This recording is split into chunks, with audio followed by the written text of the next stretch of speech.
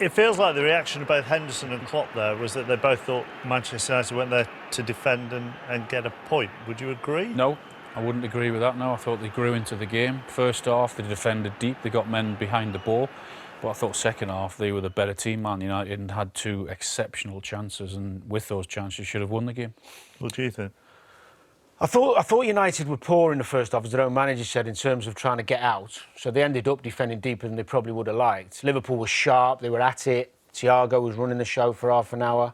They got in good positions and didn't quite capitalise. But I agree, I think second half United grew into it, grew stronger, grew more confident, and actually had the better chances in the second half to win it. And it shows how far they've come. There was a lot of good stuff from United in the second half. These are the two chances, Al, that you were talking about? Well, best player on the park, Luke Shaw, defensively was excellent and certainly offered a lot going forward as well. Chance there for Fernandes. Keeper did really, really well, and this is probably the best chance, isn't it, from Pogba? I mean, he hits it straight down the throat of From this angle, is there anything else that he could have done? Because you see the Liverpool defender coming across, so does that take out going across the goalkeeper? I don't think so. Keep it low. I think keep it low rather than straight at him. I mean, he gets a very good strike on it, but if you keep it low, then I don't think the keeper gets to it. No, he's right. I think also as well, just talking about the mentality, 67 games Liverpool.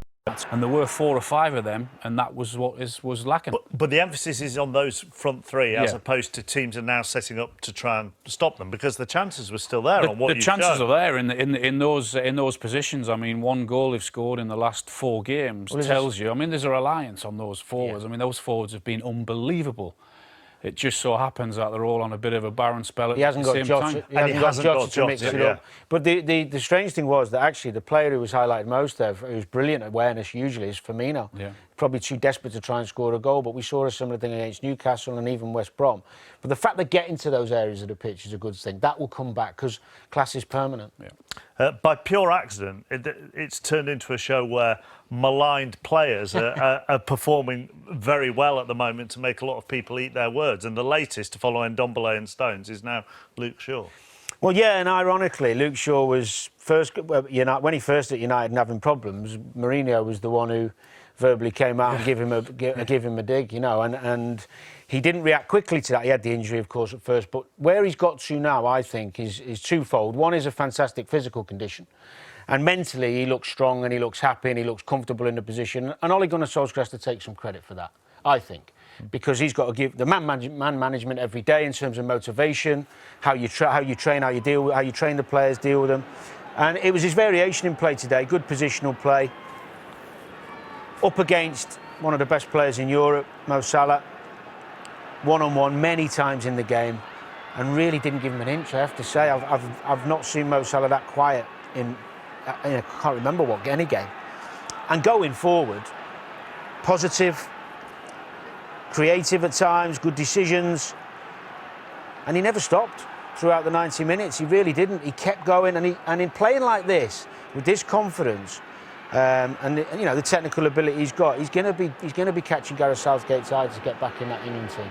I know Chilwell's got the shirt at the moment, he's a good player, but you know, nice and tenacious there, brave, getting in when to be honest, United back four at times were all at it, but one-on-one against Salah, time and time again, not caught ball watching. Look at this for a turn of pace. Yeah. You know, and this deserves credit for any footballer who's been through what he's been through. Criticism, bad injury, huge pressure of going to a big club when you're young. And he's made that position his own. And the other thing, chaps, as well, is, you know, the signing of Tellers. Oh, Dan, that's what I was going to ask you. This is a brilliant ball, by the way.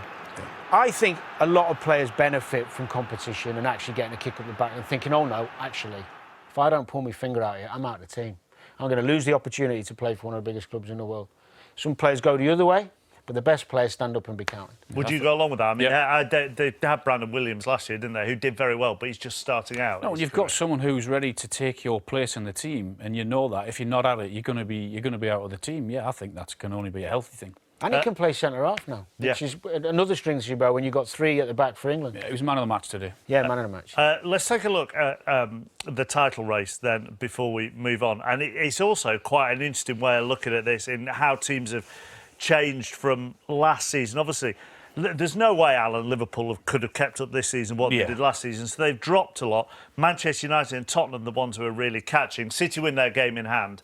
They'll be back on the same. Yeah, I mean, Liverpool, their standard that they have set over the last couple of years has been ridiculous, hasn't it? So there was always going to be a bit of a dip for them. I mean, when you look at Manchester United, they're the biggest ones who have caught up and best number of points. The nature of this story is that teams are going to rise and fall. The nature of this season is that teams are going to rise and fall throughout it. Inevitably, the uniqueness of the season, the lack of crowds, the amount of injuries, the intensity of the games. We don't know what's going to happen. I'm not going to make any more predictions.